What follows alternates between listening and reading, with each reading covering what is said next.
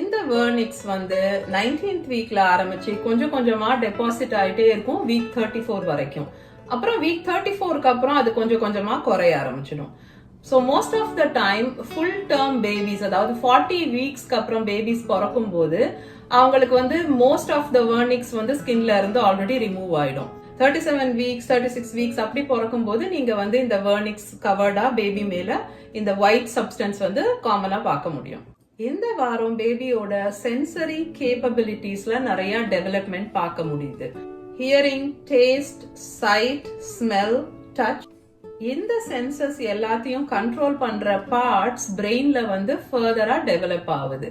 பேபியோட ஹியரிங் இன்னும் பெட்டர் ஆயிட்டு வருது. அதனால பேபி வந்து அவங்க அம்மாவோட குரல் மாத்திரம் இல்ல, வீட்டுல இருக்கிற மத்த நாய்ஸஸ், வீட்டுல பேசுற மத்தவங்களோட குரலும் குழந்தையால கேட்க முடியும். சில சவுண்ட்ஸ்னால